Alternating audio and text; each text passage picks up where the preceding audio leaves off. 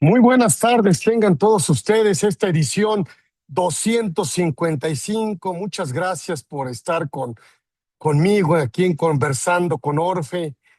Híjole, hoy traemos un gran tema. Además, me llamó muchísimo la atención porque el maestro Rodrigo, que ya habíamos hecho contacto de alguna otra manera, él es licenciado en criminalística, así como especialista en grafoscopía, dactiloscopía, todo este tema de documentoscopía por el Colegio Libre de Estudios Universitarios. Es un experto en todo este tema de documentación. Por supuesto, tiene los posgrados, las credenciales desde Salamanca, España. Eh, Obviamente, bueno, inicia su carrera profesional como perito particular y posteriormente ingresa a la Dirección de Servicios Periciales del Tribunal Superior de Justicia del Estado de Oaxaca. Y más adelante se desempeña como perito del entonces Consejo de la Judicatura Federal, y como nosotros sabemos, pues está adscrito al Instituto Federal de la Defensoría Pública y a la Unidad de Peritos Judiciales. También, bueno, ha fungido como perito tercero en discordia del Tribunal Federal de Justicia Administrativa. Y actualmente, con toda esa experiencia y con toda esa riqueza profesional que trae, bueno, pues se desempeña como consultor y perito particular. Y nos llama mucho la atención porque, pues, por supuesto, nos hemos metido a analizar todos estos temas, y le hemos pedido a mi querido amigo Rodrigo y maestro, por supuesto, eh, que nos dé eh, que nos empiece a involucrar en estos temas que tanto están ahorita, cómo realizar un correcto ofrecimiento de prueba pericial, por ejemplo, en grafoscopía, estos aspectos técnicos, mediante el desahogo de la vista del incidente, por ejemplo, de falsedad de documentos, que ahora pues estamos viendo que son estos temas de delito fiscal. O sea, puede llegar a ser un tema de delito fiscal para el contribuyente. ¿Cómo incentivar a que se lleve a cabo una junta de peritos, que sabemos que está en el artículo 43 de la Ley Federal de Procedimiento Contencioso Administrativo? ¿Qué es una opinión técnica? Eh, ¿Y qué relación existe entre, pues, una valoración racional de la prueba y un dictamen de grafoscopía, con los cuales pudiéramos demostrar pues la falsedad o autenticidad de la firma de un escrito inicial, por ejemplo, de demanda o de una ampliación de demanda, ¿no? Y todos estos temas que, por supuesto, no los hemos platicado aquí en Conversando con Orfe. Me tomé la libertad de traer al maestro Rodrigo Sánchez, que me llamó mucho la atención porque además no lo hemos platicado en Conversando con Orfe, y me parece que es oportuno. Así que yo le doy la muy cordial bienvenida, le agradezco y le reconozco que este tema, pues por supuesto, pues tendríamos que empezar a tratar de aterrizarlo en este tema, de inmerso en un contexto completamente probatorio. O sea, la autoridad fiscal hace presunciones, la carga de la prueba es del contribuyente, todo este tema de inventario probatorio que tiene que estar integrando el contribuyente para desvirtuar presunciones, para inclusive eh, pues hacer que no se presuma que hay información falsa. Todo este tema que por supuesto no lo habíamos platicado, pues nos ayuda en un nuevo entorno probatorio que hace que los contribuyentes tengan que empezar, eh, pues por supuesto, a desahogar correctamente toda esta información y evitar ubicarse, pues, en algunos supuestos, por supuesto, de falsedad. Yo así lo veo porque Así que qué mejor que el maestro Rodrigo que está aquí, que me da mucho gusto que esté aquí porque es un tema que no es novedoso, obviamente él es experto, obviamente se dedica a eso, pero que me llama mucho la atención platicarlo el día de hoy con ustedes por todo lo que estamos viviendo de este tema de, así déjenme llamarlo, inventario probatorio, ¿no?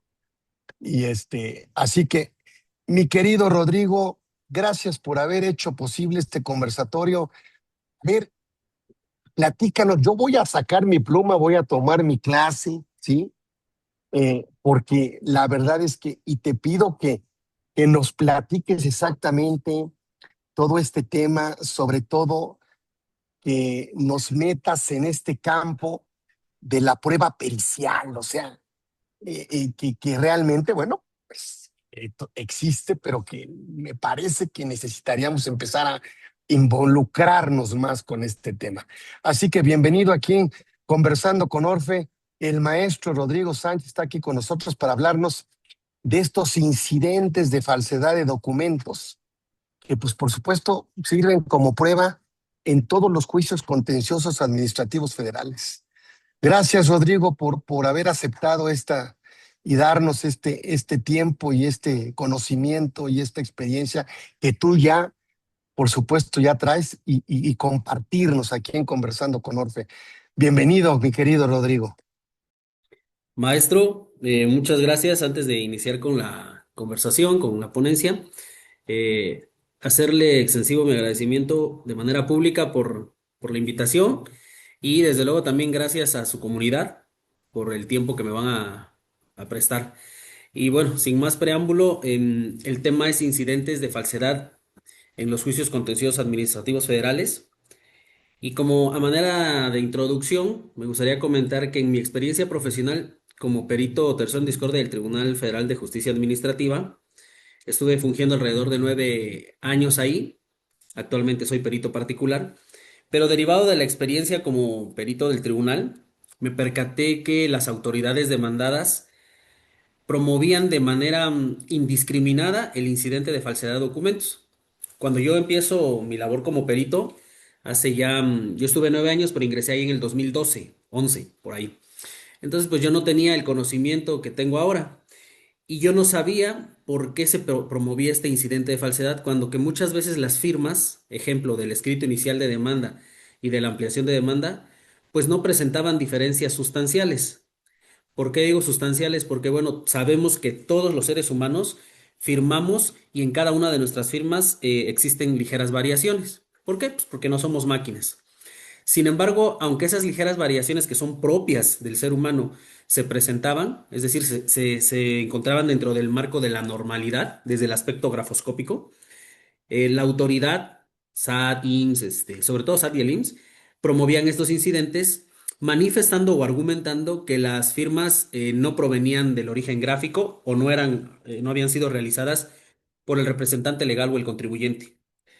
En una de estas ocasiones a mí me surge la duda y me acerco con uno de los secretarios de una de las salas en las que yo estaba adscrito y le pregunto y de manera coloquial el secretario me dice, bueno, es que el incidente de falsedad de documentos es lo que podríamos decir la vieja confiable.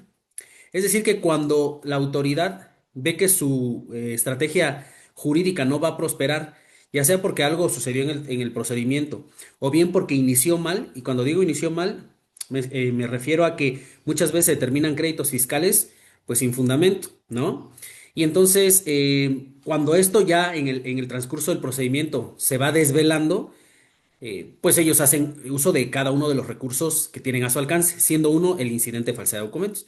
Entonces, aquí la explicación del por qué muchas veces las autoridades promueven este incidente en contra de la firma del escrito inicial de demanda, pues por esto, porque su estrategia de litigio a lo mejor ya no da para más por un error desde el inicio o por un error en el camino.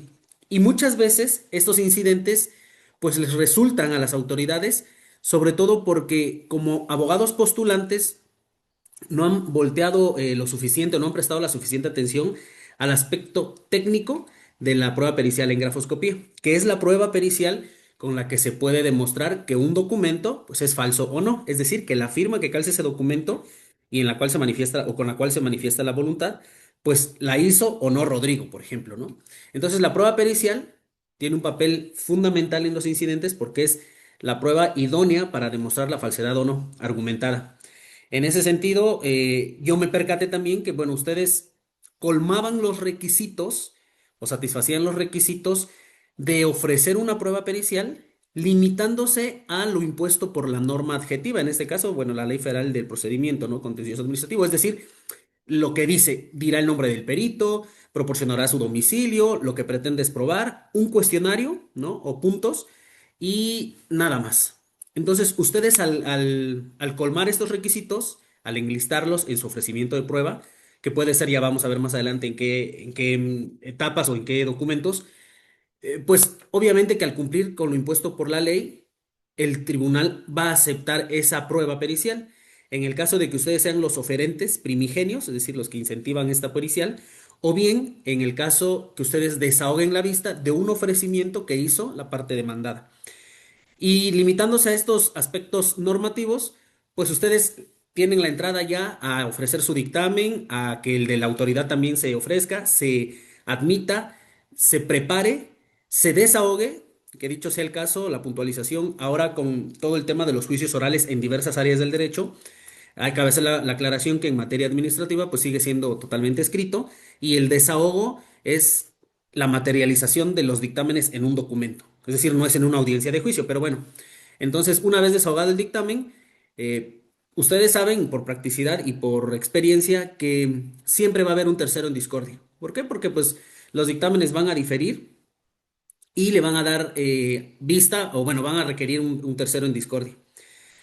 Y bueno, este tercero en discordia va a emitir un dictamen con el cual ustedes van a estar mm, a expensas de lo que este perito determine. Cuando digo expensas me refiero a si este perito determina que la firma que obra el documento que se impugnó o se señaló de falso, pero generalmente es un escrito de inicial de demanda o de ampliación, porque son los que tienen trascendencia en el juicio. Si el perito determina el tercero en discordia esto, pues ustedes saben que la consecuencia jurídica es un sobreseimiento, lo que los coloca en una posición complicada sobremanera porque ya se encuentran en un terreno específicamente técnico-grafoscópico, ya no jurídico, que es el área de su expertise. Y lo que procede acá, como ustedes saben, es pues un amparo indirecto contra la sentencia interlocutoria con la que se sobresee su juicio. Y la importancia es mayúscula, a mi parecer, porque si imaginamos que ustedes tienen una estrategia de litigio bien depurada, bien analizada, pero sobre todo el contribuyente al que ustedes están defendiendo, o el actor, vaya, pues tiene la razón, en palabras llanas, ¿no? Es frustrante sobremanera decir, bueno, tengo la razón, la estrategia de litigio va por muy buen camino, pero me sobresee en mi asunto por una cuestión de forma y una cuestión de grafoscopía. Aquí vale la pena y me gustaría compartir la siguiente frase que eventualmente compartía o he compartido en mis redes sociales. La pericial grafoscópica parece secundaria o irrelevante hasta el momento en que te promueven el incidente de falsedad. Y desde luego hasta el momento en el que un tercero en discordia dice no es la firma, cuando que ustedes saben que sí firmó el escrito de demanda, quien sea, el representante legal o el contribuyente. Esa es la introducción, maestro, y voy a permitirme compartir pantalla para guiarme con una presentación que preparé. Gracias, Rodrigo. Muy bien, sí. Gracias. Voy a maximizar acá, modo presentación.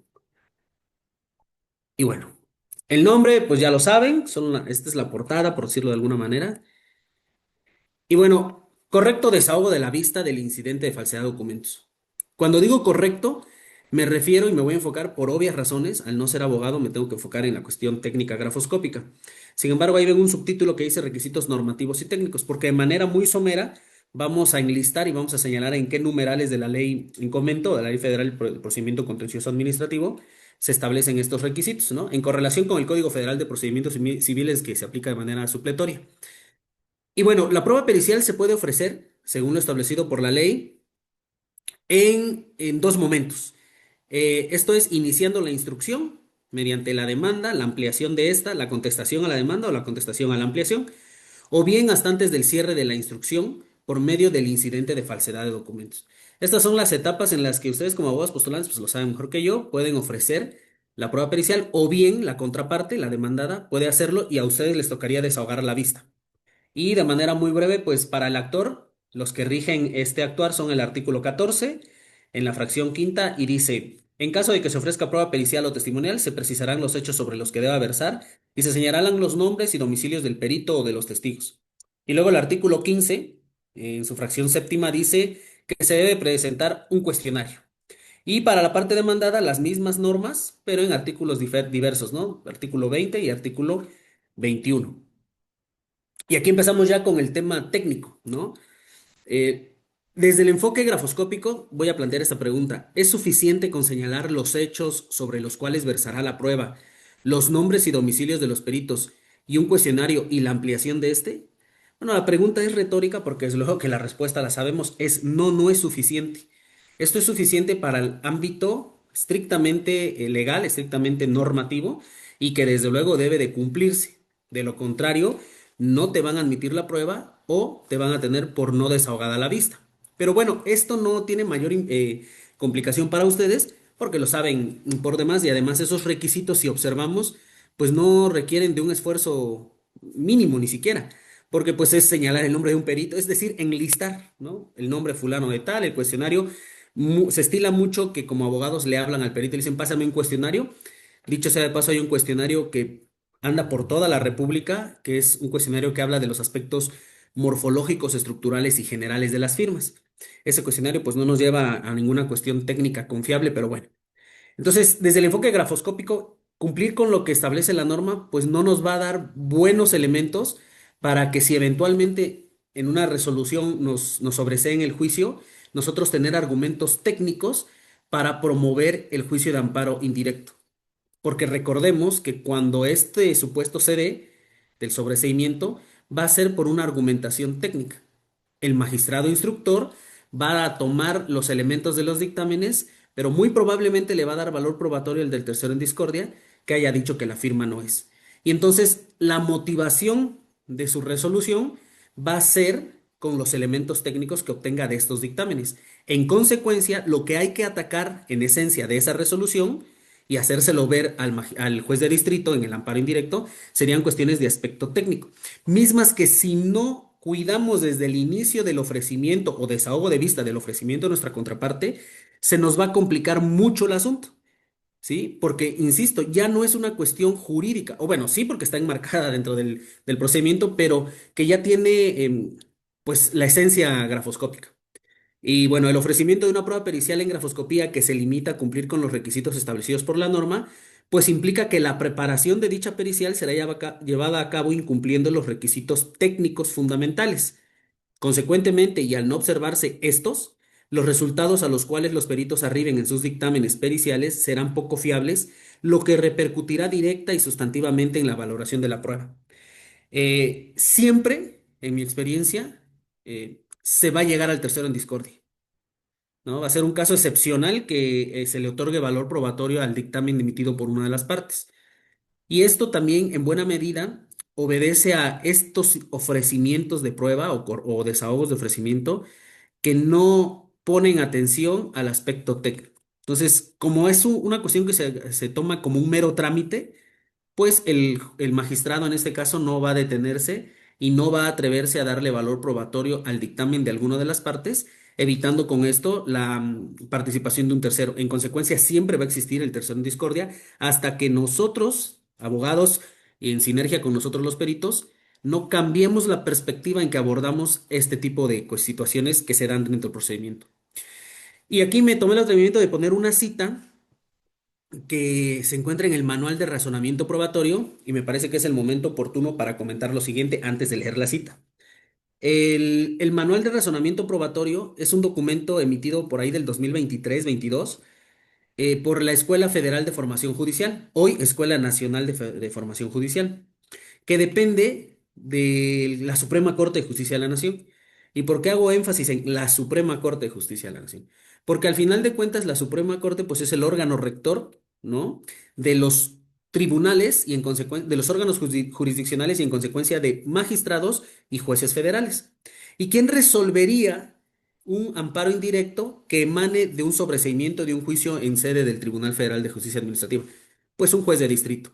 Y el juez de distrito tendría que circunscribirse o al menos tomar en cuenta algunos parámetros establecidos en el Manual de Razonamiento Probatorio, que es un manual que dota de elementos a los jueces, a los juzgadores federales y locales también, ¿no? Pero se observa más en el ámbito federal, para que estos puedan emitir una valoración, otorgarle valor probatorio o no a un dictamen, con parámetros mínimos que ya están ahí delimitados. También cabe hacer la aclaración que el manual de razonamiento probatorio hace sinergia o puede correlacionarse perfectamente con otros dos documentos de especial trascendencia. Uno es el manual de prueba pericial, emitido igual por Escuela Federal de Formación Judicial de Suprema Corte de Justicia de la Nación, y el otro es la guía sobre el contenido de los informes periciales y su impacto en el debido proceso. Estos tres documentos son los que guían a los juzgadores para saber si deben otorgar o no valor probatorio a un dictamen pericial. Y bueno, como comentaba hace unos momentos, la trascendencia de esto es que quien va a resolver si la valoración que emitió un juez de primera instancia, en este caso específico un magistrado de Tribunal Federal de Justicia Administrativa, a un dictamen, ejemplo, de un tercero en discordia, es correcta o no, pues va a ser el juez de distrito. Entonces, esa es la importancia de tener en el radar y de empezar a correlacionar o empezar a inmiscuirnos más con el tema de la valoración racional de la prueba, ¿no? O razonamiento probatorio. Y la cita es, paradójicamente, sin embargo, la admisión de las pruebas es quizá la etapa probatoria menos puesta en práctica en nuestros sistemas de justicia. El funcionamiento habitual de la admisión ha sido, por un lado, que los y las abogadas simplemente enlisten todos los criterios previstos en el ordenamiento, que es justamente lo que comentaba hace unos instantes. La ley dice, me dirás el nombre del perito, su domicilio, un cuestionario y qué pretendes probar. Pues es un checklist y eso no implica ningún esfuerzo. Y eso es justamente lo que cita aquí el manual. Bueno, generalmente se ofrecen y se admiten pruebas porque los abogados no hacen mayor esfuerzo que el de satisfacer los requisitos que me marca la norma y el juzgador igual cumplió con A, B y C, pues la admito. Y es donde ya empieza a estar mal el tema pericial, en este caso de mi participación, grafoscopía, ¿no? Para el incidente de falsedad de documentos. Y luego dice, sin hacer mayor esfuerzo argumentativo, ¿no? Y es importante aquí mencionar, el esfuerzo argumentativo no puede emanar únicamente del jurisconsulto, ¿no? Del abogado postulante, porque desde luego que al estar en un terreno técnico pericial o científico pericial, porque también hay que distinguir pruebas técnicas y pruebas científicas, tendrá que estar trabajando a la mano de un perito. Pero no solamente para decirle, oye, pásame el cuestionario y tu nombre y tu cédula. No, no, no, para hacer un análisis profuso, acucioso, de lo que argumentó la parte demandada en el caso de que ellos sean los oferentes. Y en el caso de que nosotros seamos los que vamos a ofrecer esa prueba de manera primigenia, pues también para analizar el contexto y además la estrategia jurídica. Y por otro lado, las personas juzgadoras parecen haber asumido una actitud de la laissez-faire, que es una frase como de dejar hacer, dicen ahí, que es francés, y admitiendo todo lo ofrecido. Y en el mejor de los casos, desplazando al momento de la valoración probatoria lo que debería de ser decidido en el de la admisión de la prueba. Entonces, me parece que es muy importante porque matiza lo que hace unos momentos dije sobre, pues nada más cumplir con el ABC, ¿no? Del ofrecimiento de la prueba. Eh, Continuamos. Y bueno, lo quise hacer muy ilustrativo. Y entonces traigo acá una imagen, obviamente respetando los datos sensibles, en donde al ofrecer una prueba pericial es un desahogo de vista. Yo asesoré a los abogados postulantes, sin embargo, la sala no admitió nuestros requerimientos técnicos, pero ya van a ver que esto no solamente juega en contra. Al momento de que ellos desechan nuestros requerimientos, que ya más adelante voy a explicar cuáles son, no dan mayor argumento, no motivan el desechamiento. Solamente dicen no por esto, no porque ya señalamos en tal acuerdo, pero no entran a una cuestión lógica de razonamiento al decir por qué no. Esto nos da elementos, ya sea para, me voy a adelantar un poco, promover un recurso de reclamación o bien esperarnos hasta la sentencia y si ésta no nos favorece, pues promover el amparo indirecto. Pero ojo, ya tenemos elementos técnicos y ya tenemos la oportunidad de decirle al juez de distrito, oye, en el desahogo de vista que yo hice o en mi ofrecimiento de prueba, según corresponda, yo manifesté esto. Y sobre esas manifestaciones recayó un acuerdo de fecha tal en donde, como puedes ver, me lo niegan, pero no me dan mayor argumento al respecto, es decir, de la negativa. Y bueno, está muy pequeñito, pero les voy a contar qué sucedió. Eh, el SAT determina un crédito fiscal a una empresa, empiezan el litigio y bueno, se promueve el incidente de falsedad de documentos por parte de la autoridad, en este caso el SAT, y cuando desahogamos la vista de este incidente, hacemos mención de los requisitos normativos, desde luego para que nos admitan la pericial, pero también de aspectos técnicos que ya voy a abordar más adelante.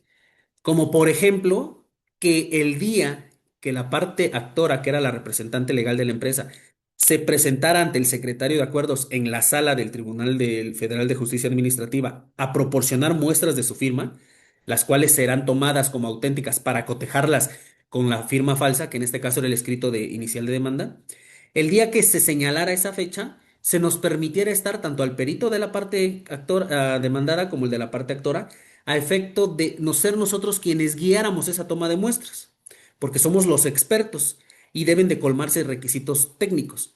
Sin embargo, como ya van a ver más adelante y como seguramente ustedes lo han advertido, la ley federal del procedimiento establece que no es así, pero hay una palabra ahí muy importante con la cual podemos entrar más allá, no más al fondo.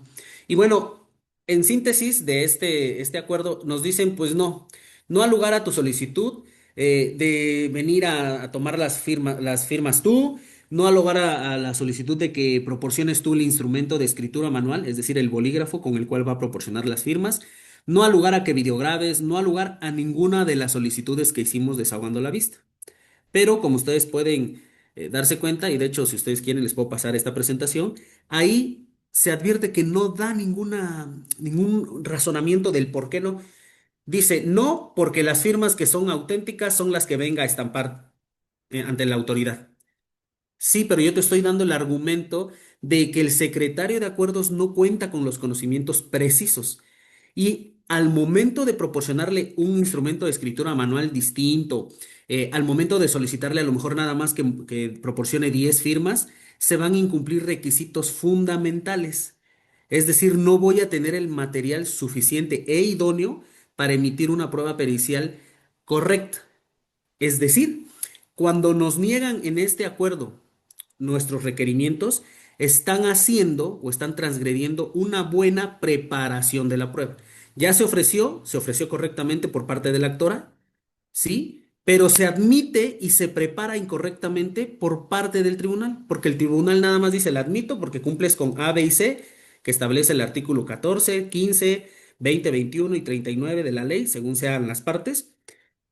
Y hasta ahí. Pero lo que atañe a la cuestión grafoscópica, pues no. Y la pregunta es, bueno, si estamos en un terreno grafoscópico, ¿por qué no cumplir los requisitos que establece esta materia? Si lo que tú quieres es allegarte de dictámenes periciales que realmente te brinden elementos, te brinden luz. Pero al tú negarme estos requerimientos, estás incidiendo en una preparación de la prueba, es decir, la prueba pues, se está preparando mal. ¿Qué va a significar esto? Que se desahogue, es decir, que se materialice en dictámenes periciales poco fiables. Y por ende es que tú vas a requerir un tercero en discordia. Pero el tercero en discordia va a tener que trabajar con estos elementos que desde el inicio no fueron, ¿no?, recolectados de manera idónea, desde el enfoque técnico. Esta parte la voy a decir muy rápido, me voy a saltar las próximas diapositivas y nada más voy a comentar el punto uno, que es el fundamento neurofisiológico de la grafoscopía. Es bien importante que tengamos en cuenta que la grafoscopía tiene un fundamento científico, es decir, un fundamento que viene de la neurofisiología, porque el acto de escribir es un acto que emana de un conjunto, una sinergia en un conjunto del sistema nervioso, de estructuras nerviosas que están en la corteza cerebral y debajo de esta. Entonces, se hace un trabajo muy complejo y al final se manda la orden para que nosotros realicemos movimientos. En ese sentido, eh, hasta la fecha son muy pocos los peritos, pero muy pocos los peritos que tienen conocimiento sobre neurofisiología y en consecuencia hace que ellos emitan dictámenes periciales basándose en los aspectos de forma, de morfología y de estructura de las firmas. Voy a poner un ejemplo. Si la firma que está en el escrito inicial de demanda presenta, imaginemos una firma que presenta trazos semiverticales, pero estos están hacia la derecha, y en las firmas que proporciona ante el secretario de acuerdos, que son las que se van a tomar como auténticas, estos trazos no están tan inclinados a la derecha, sino un poco más verticales, este aspecto de la inclinación sería un aspecto a tomar en cuenta o a tener en cuenta por los peritos terceros en discordia, y eso sería motivo de que muy probablemente determinaran que la firma del escrito inicial de demanda no fue realizada por el representante legal o el contribuyente. Pero, ¿cuál es lo importante de esto? La forma y la estructura cambia. Ustedes pueden hacer el ejercicio en su casa y ver, incluso con familiares o colegas, compañeros, y decirle que le firme 10, 15 veces en una hoja y ninguna de las firmas va a ser totalmente igual. Es decir, ninguna de las firmas va a presentar la misma morfología, el mismo tamaño y la misma estructura.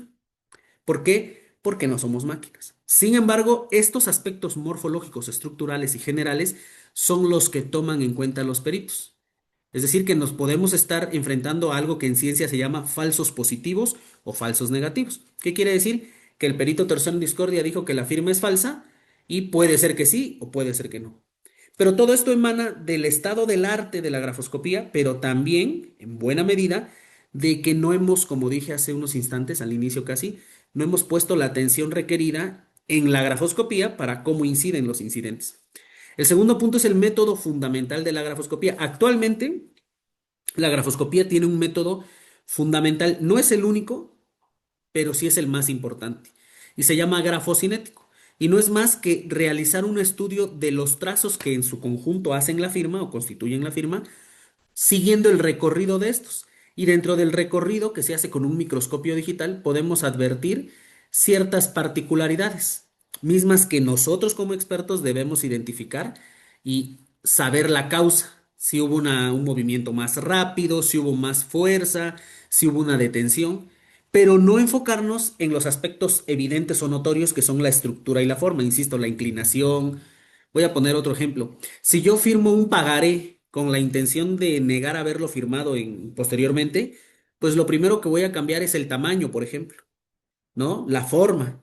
Y en ese sentido va a venir un perito, un supuesto perito, y va a decir, pues no es la firma de Rodrigo porque la inclinación del pagaré, de la firma del pagaré es hacia la derecha y en las auténticas es hacia la izquierda. Claro, pues es lo que yo quería, ¿no?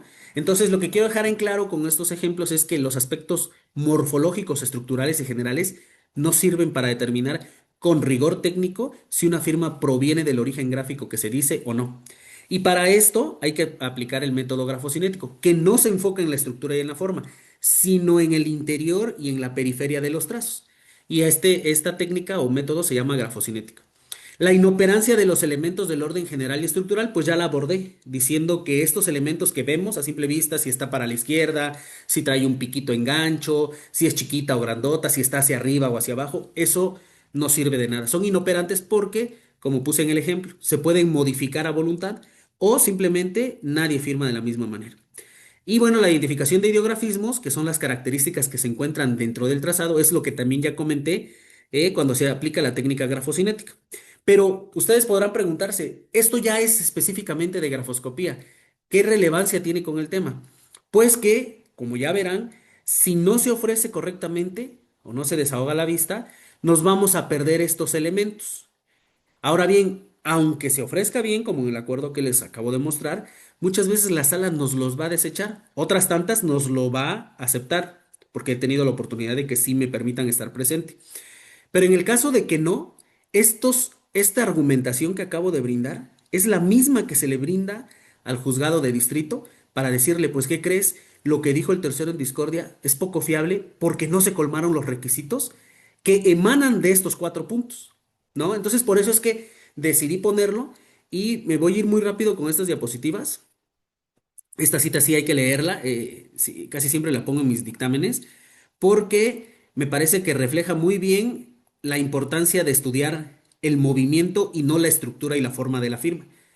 Para un paralelo de más fácil comprensión, podríamos decir, comparando el grafismo al derecho, que las formas gráficas corresponderían a las leyes ordinarias, la formación, la génesis a la constitución. Es decir, la forma y la estructura, lo que vemos es secundario y en mi opinión hasta irrelevante. La esencia del grafismo, que tenemos que estudiarla mediante movimientos, es el símil de la constitución en materia de derecho. Esto es, habla de del fundamento neurofisiológico, de la cita sobre grafoscopía. Aquí este video es muy corto, es de segundos. Es una muestra de qué es lo que se tendría que hacer de manera idónea al analizar una firma, ¿no? Como ustedes pueden ver, ahí se empieza a notar una hendidura blanca, una línea blanca, ahí justamente, ¿no? Esas líneas blancas se llaman estrías endogramáticas y tienen un porqué. Esa es información importantísima para el perito. Pero como se darán cuenta, esto no se está analizando si la firma es amplia, grande, está a la derecha, a la izquierda, va hacia arriba. Se está analizando la esencia del trazo. Bueno, vamos a seguir. La inoperancia ya la manifesté. Y esto es algo de lo que se observa cuando haces grafocinética y algo con lo que debes de sustentar tu dictamen. Este aspecto, me voy a detener aquí un aspecto técnico, se llama presión efectiva. Algunos de ustedes habrán tenido la oportunidad de leer dictámenes periciales en la materia y es lo que los peritos conocen como o mencionan como presión muscular. Es un término errado porque el término correcto es presión efectiva, pero bueno, presión muscular o presión efectiva hace alusión a la fuerza con la que ponemos en el bolígrafo y este se hunde en el papel. Y la única forma objetiva de demostrar es mediante una técnica que se llama MEPRI, que es eliminación de pigmentos por radiación infrarroja. Si ustedes en el dictamen del tercero en discordia no observan esto, sin embargo el perito hace alusión a haber analizado la presión de las firmas, está falseando declaración. Y ojo por ahí porque eso es importante. Bueno, capítulo cuarto de los incidentes. El 36, en su párrafo segundo, dice que si alguna de las partes sostiene la falsedad de un documento firmado por otro, ay, perdón, el magistrado instructor podrá, dice acá, citar a la parte respectiva para que estampe su firma en presencia del secretario, misma que se tendrá como indubitable para cotejo. Y a mí me parece importante hacer énfasis o analizar un poquito, de manera breve, la palabra podrá, porque difiere sustancialmente de deberá. Es decir, el tema de podrá lo deja una cuestión de si quiere o no quiere, una cuestión facultativa. No lo obliga a decir tiene que ser así. Sin embargo, siempre en los acuerdos dicen no, porque de acuerdo al artículo 36, las firmas que se tendrán como auténticas o indubitables serán las que venga a firmar ante el secretario de acuerdos. Es decir, el sustento es este segundo párrafo. Pero este segundo párrafo dice podrá.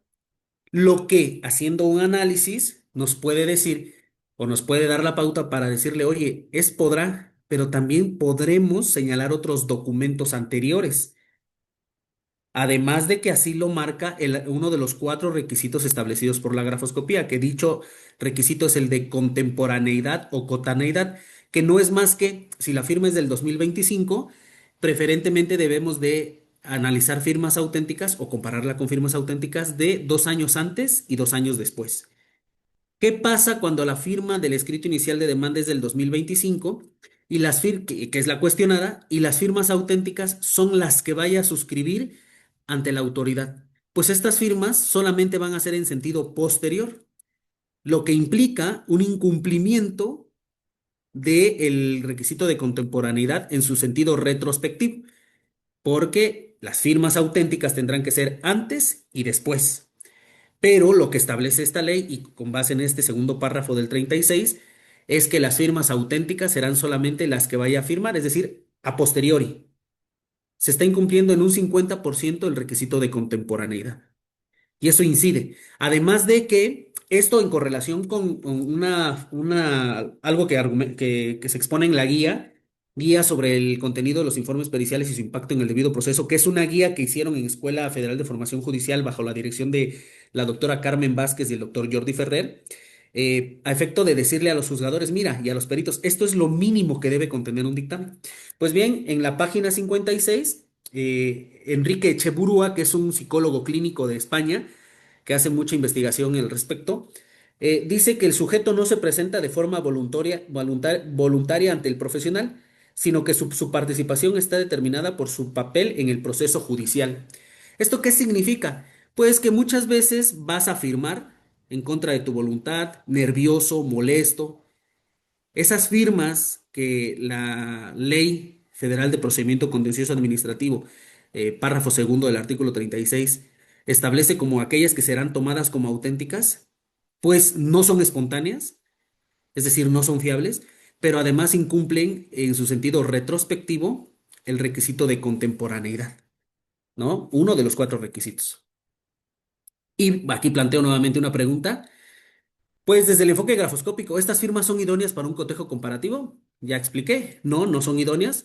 ¿Podemos promover el recurso de reclamación del artículo que establece el 59? Pues, ¿por qué digo? Ahí sí lo pregunto porque, bueno, eso ya depende de los elementos que le dé el perito y desde luego de una estrategia que ustedes hayan construido, porque pues, ustedes son los que llevan la tutela, ¿no? Y conocen todo el contexto. Pero vale la pena que ustedes se asesoren de un perito que les pueda dar estos argumentos y ustedes tomen la decisión si vale la pena un recurso de reclamación o bien sobre el recurso de reclamación sobre el auto admisorio de la prueba que ofreció la contraparte, ¿no? Donde se ofreció mal o bien donde nos negaron los requerimientos técnicos. Ahora, podría ser también que nos limitemos a hacer un correcto desahogo de la vista del incidente de falsedad de documentos y sentamos los elementos para el amparo indirecto, justamente lo que comentaba. Decir, oye, yo necesito que se señale una fecha y hora, yo necesito que vaya mi perito, yo necesito que él sea el que le proporcione el instrumento de escritura, yo necesito videograbar. Ese es hacer un correcto ofrecimiento de prueba y aquí voy a hacer, aunque me parece no es necesario, pero más vale que sobre y no que falte, que me estoy enfocando en tema estrictamente grafoscópico, ¿no? Desde el enfoque estrictamente grafoscópico, así se debería de hacer un correcto ofrecimiento de prueba o, según las circunstancias, desahogo de la vista del ofrecimiento de la contraparte. Y hay otra pregunta que yo la dejo, no voy a abordar más, no voy a ahondar en este tema, pero promovemos un incidente de falsedad de documentos nosotros, como parte actora, pero argumentando una firma puesta en blanco. Hay que tener en cuenta que el servidor público está sobrecargado de trabajo y muchas veces deja por ahí documentos firmados, ¿eh? Y lo digo desde la visión de servidor público. Yo trabajé en el Poder Judicial Federal, en el Poder Judicial de mi estado, en Defensoría Pública y sé de lo que hablo. Y creo que muchos sabemos acá, la carga laboral es mucha y no vas a parar el trabajo porque a lo mejor el funcionario faltó ese día o se fue de comisión, ¿no? Entonces, también es otro elemento que no hemos checado por ahí.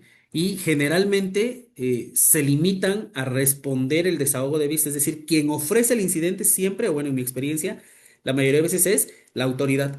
Pero ustedes también pueden jugar este juego, ¿no?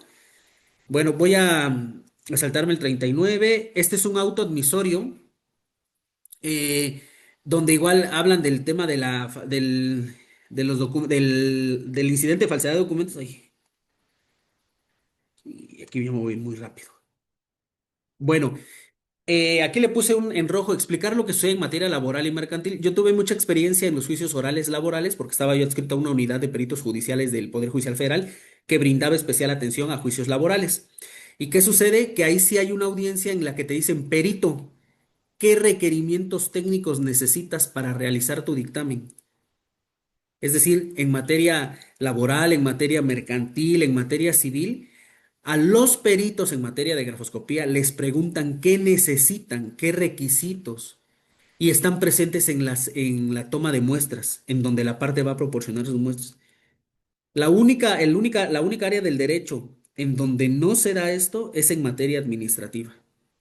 Entonces, eso también me parece que es un punto importante, porque no estoy hablando nada más de algo, primero que se me ocurrió, ¿no? Desde luego que no está en el sustento, pero además, no solamente desde el aspecto grafoscópico, otras áreas del derecho el legislador lo ha entendido y lo ha plasmado así en las normas procesales. Entonces, por ahí también tenemos elementos. También aquí me voy a ir muy rápido, me interesa más abordar la parte de que sepan ustedes cómo ofrecer correctamente desde el enfoque técnico la pericial. Y traje este nada más para que se vea que este es un incidente de falsedad de documentos promovido por el SAT y trae muchos errores técnicos. Sin embargo, la autoridad lo admitió así. Y eso, pues hasta cierto punto se entiende.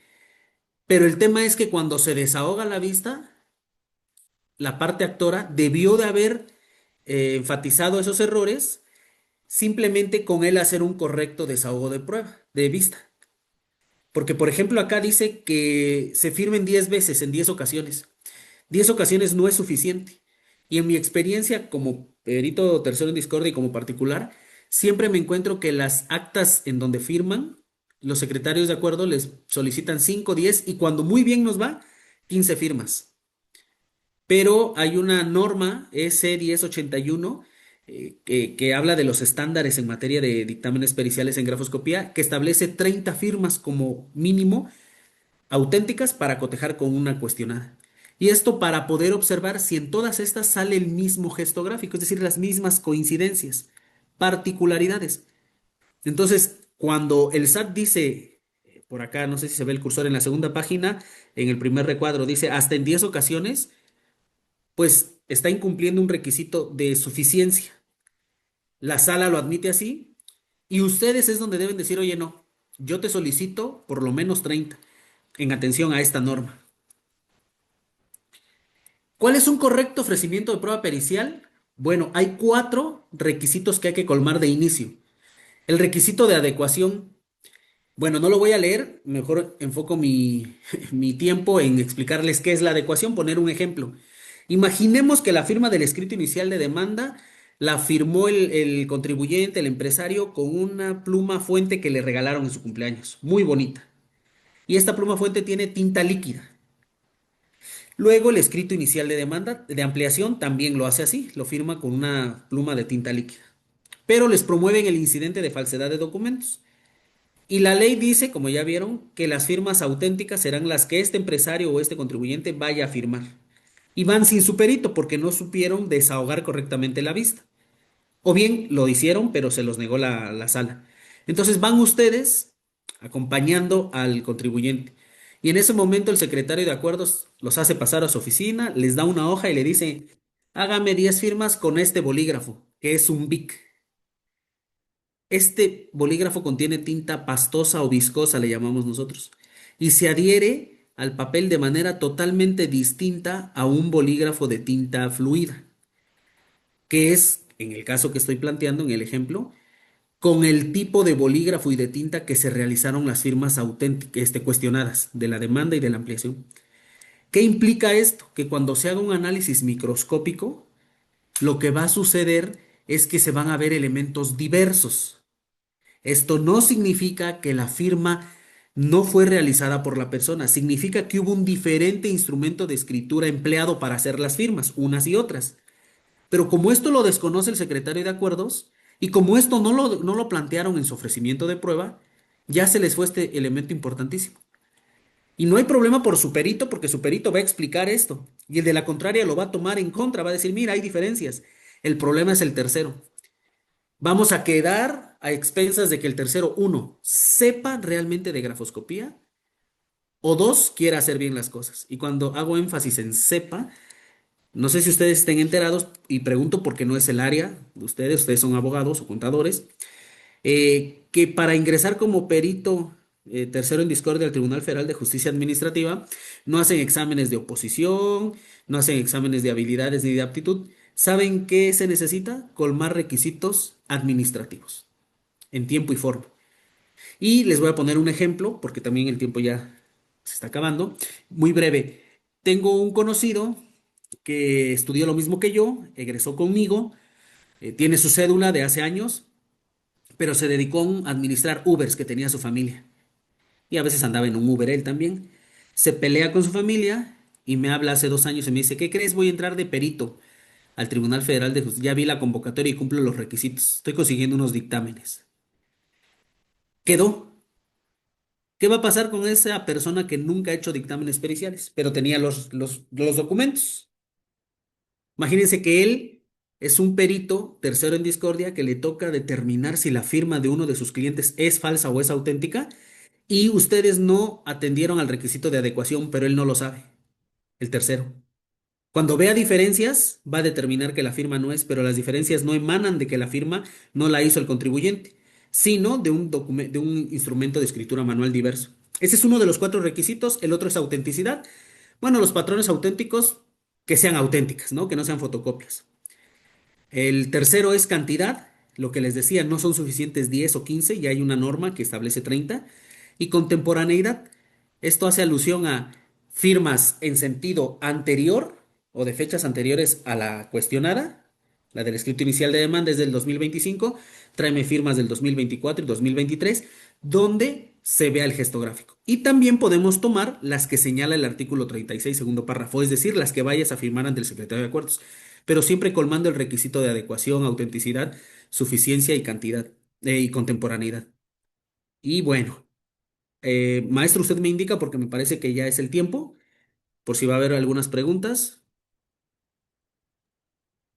No, Rodrigo. A ver, entonces danos unas conclusiones por un tema que la verdad luego se nos pasa y que es muy importante.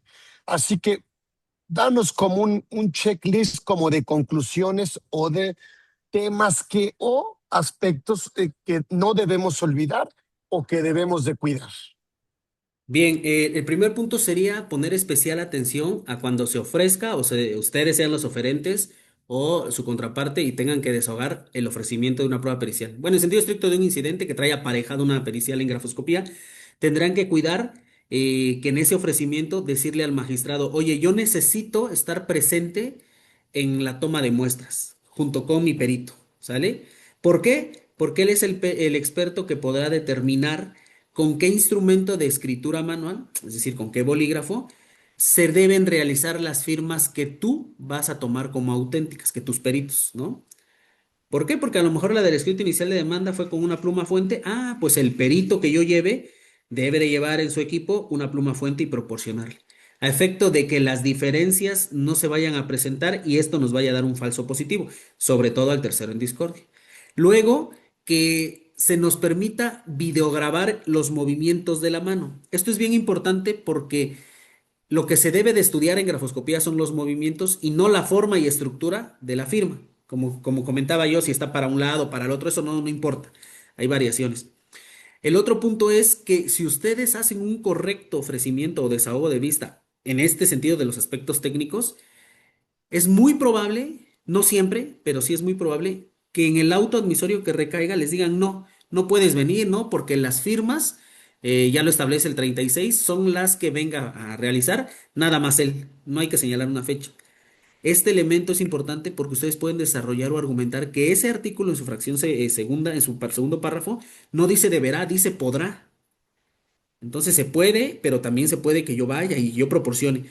Otro elemento, solicitar que el día que se señale la fecha y hora, o en caso de que no se señale que nada más, para que vayan los peritos, sino que nada más vaya fulano de tal, también presente documentos anteriores, para que las firmas con las que se coteje la cuestionada no solo sean esas que son posteriores, sino anteriores, documentos anteriores. Porque todo esto va a darnos argumentos en el amparo indirecto para decirle, mira, juez de distrito, yo lo hice conforme a los cánones o a lo que establece la grafoscopía. Por ende, mi dictamen debe haber sido valorado, otorgado valor probatorio, y no al de la contraparte y no al del tercero. Bueno, el otro punto importantísimo es que el artículo 43, fracción quinta, tercer párrafo, ahí el del 2016, se le adicionó lo siguiente, palabras más, palabras menos. Bueno, es más, lo leo. Dice, eh, aquí está.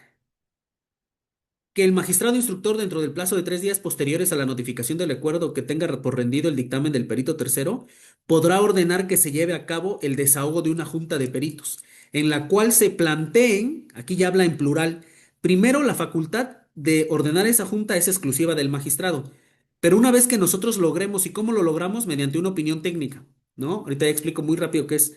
Una vez que logremos que este magistrado cite a la junta de peritos, cuestión que nunca hacen, ¿sí? Dentro de esa junta de peritos se pueden plantear por todos, ya no dice plantee, ya no habla en singular, es decir, planteen aclaraciones en relación a los dictámenes. Es decir, que si logramos esta junta de peritos, que también lo sustenta el Manual de Razonamiento Probatorio de Suprema Corte de Justicia de la Nación, podemos de manera presencial convencer al juez, al magistrado, que el del tercero en discordia que sea el caso, ¿no? Porque si el tercero discorde sale a favor de nosotros, pues no tendríamos que hacer esto. Pero si el tercero sale en contra, ahí de viva voz, perdón por la expresión, pero darle con todo al tercero y dejar bien en claro que el dictamen del perito de nosotros es al que se le debe otorgar valor probatorio. Y tal vez lograr que en primera instancia ya ni nos vayamos al amparo y que no nos sobresean.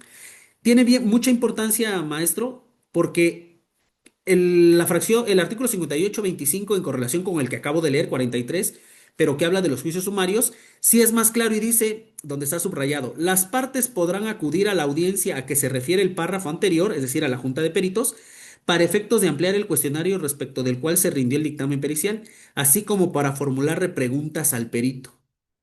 Es decir, que ahí, con esto se confirma que también en los juicios ordinarios, no solo en sumarios, se puede acceder a la Junta de Peritos. Y con la Junta de Peritos, lograr que le den valor probatorio a nuestro dictamen, aun cuando el tercero haya emitido en contra, o bien que si no lo logramos en una primera instancia, tengamos todavía más elementos para argumentar en el amparo indirecto y echen para atrás, perdón por la expresión, esa interlocutoria. Y continuemos con nuestro juicio, continúen con su estrategia de litigio que seguramente les iba dando resultados y por eso promovieron el incidente. Eso sería todo por mi parte, maestro. No, pues excelentes recomendaciones, mi querido Rodrigo. Muy interesante y además, bueno, oportuno y además un tema, pues seguramente tendríamos que estar tomando notas sobre esto. Ahí tenemos, Humbertito, un reconocimiento aquí para don Rodrigo, que muy amablemente aceptó estar aquí con nosotros. Un reconocimiento, ahí lo tenemos para él, ¿verdad? Mira, ahí está, mira, al Muchas maestro Rodrigo gracias. Sánchez Espinosa, que muy amablemente aceptó estar con nosotros para este tema, que la verdad es que me llamó mucho la atención, ¿no? Porque necesitamos de alguna otra manera conocerlo, ¿sí? Puede ser un camino, yo diría, no solo estratégico, sino un camino táctico, ¿no? Un camino táctico para obtener, pues por supuesto, lo que todos queremos obtener, que es una resolución favorable, ¿no? Así es. Así que muchísimas gracias al maestro Rodrigo Sánchez que estuvo aquí con nosotros aquí en esta edición 255. Gracias maestro Rodrigo por haber estado aquí. Ahí está su material, lo van a mandar, ahí están sus datos, créanme. Un muy buen perito, obviamente ya lo vieron, así que pues esperamos que esto complemente estas estrategias, por supuesto, litigiosas, ¿sí? Así que muchísimas gracias, Rodrigo, por haber estado con nosotros y a ustedes por haber estado con nosotros aquí en una edición más de Conversando con Orfe. Nos vemos el próximo miércoles, como siempre. Muchas gracias. Muchas Gracias, maestro gracias. Rodrigo. Gracias. Gracias.